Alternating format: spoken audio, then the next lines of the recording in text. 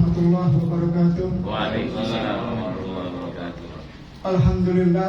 Alhamdulillahilladzi nahmaduhu wa nasta'inuhu wa nastaghfiruh wa na'udzu billahi min syururi anfusina wa min sayyiati a'malina may yahdihillahu fala mudilla lahu wa may yudlil fala hadiya lahu. Asyhadu an la ilaha illallah wa la syarika lahu wa asyhadu anna sayyidana wa nabiyyana Muhammadan abduhu wa rasuluhu.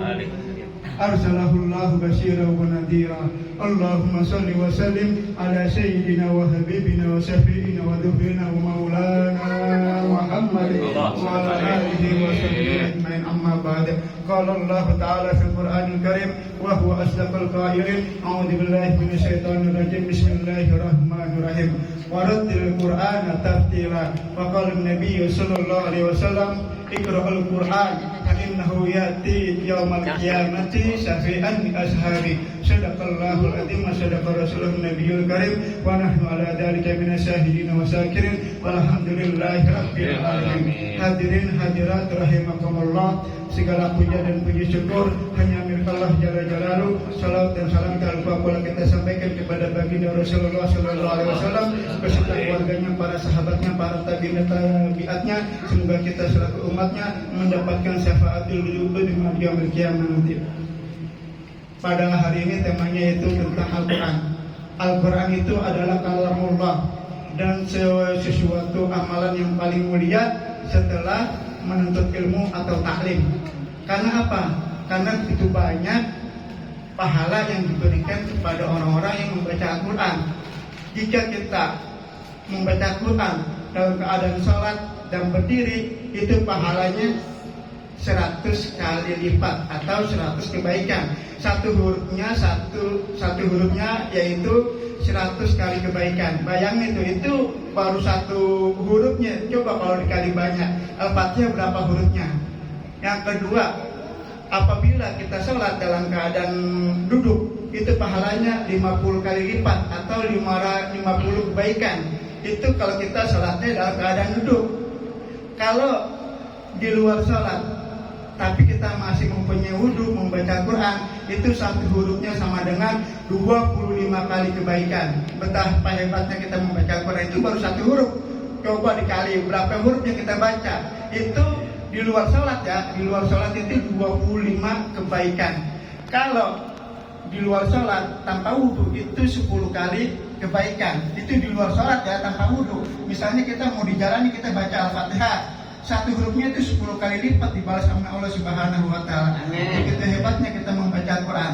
Jadi apabila kita membaca Al-Quran itu harus berdasarkan ilmu, harus tahu tajwidnya. Jangan sembarangan kita baca Al-Quran, karena satu huruf beda artinya, satu harakat itu beda artinya. Maka kita harus belajar. Kalau yang belum bisa baca Al-Quran, ya ayo belajar. Ada gurunya banyak nih.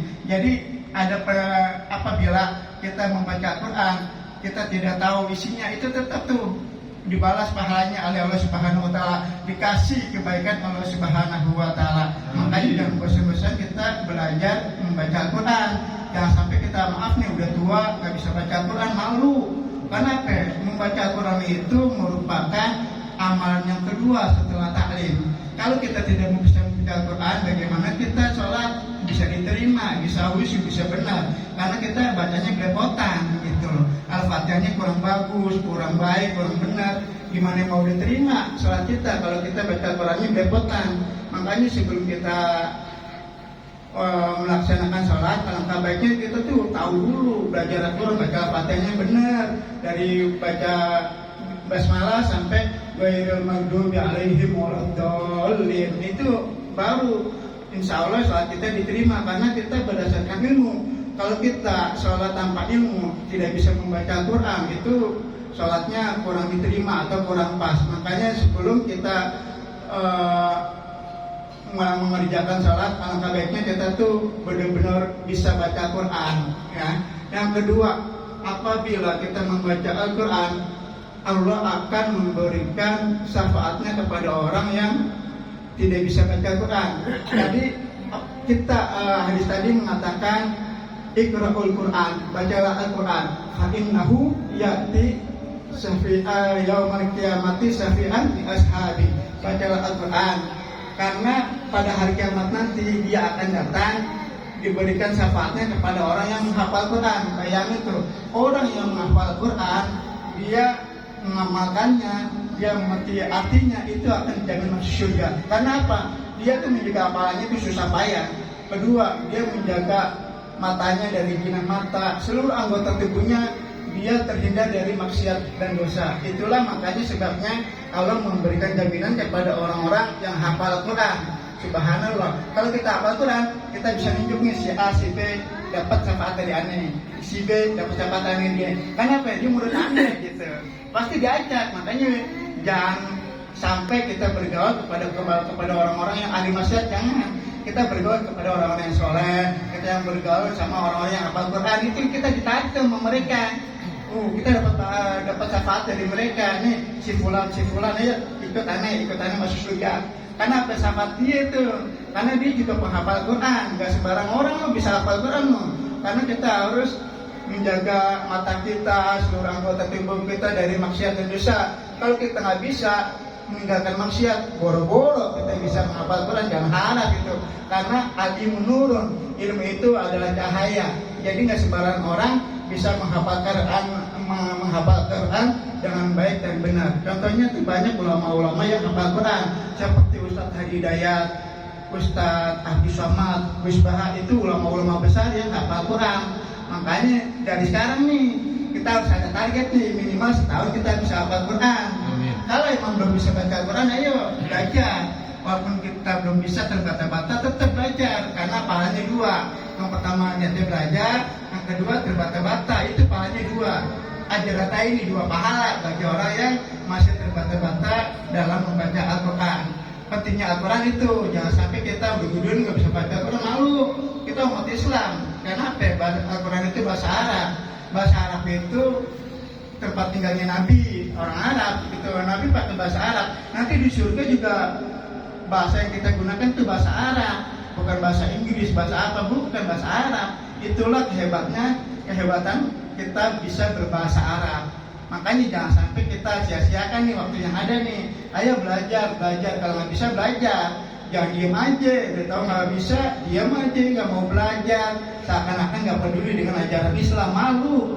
Kita umat Islam nggak bisa baca Al-Quran, nggak bisa segala-galanya, itu baru Al-Quran loh. Karena apa? Ilmu yang pertama tauhid, yang kedua itu Al-Quran.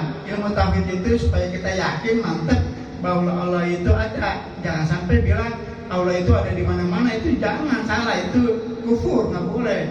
Bahkan bisa dikatakan kafir. Karena kalau Allah berada di mana-mana, itu namanya Allah itu bertempat. Allah mawujudun bila makanin wala wijahin. Allah itu tidak bertempat dan tidak punya arah. Makanya jangan bilang Allah itu ada di mana-mana, itu salah kaprah itu. Bisa-bisa orang itu menjadi murtad atau kafir, dan Islamnya harus diulang kembali. Karena ilmu tauhid itu penting, memantapkan hati kita bahwa Allah itu satu, la ilaha illallah, la ilaha illallah, la ilaha illallah. Itu pentingnya belajar tauhid. Yang kedua baca Al-Quran tadi itu. Jangan sampai kedua ilmu ini kita tinggalin. Bahaya nih kalau tinggalin aja ilmu tauhid.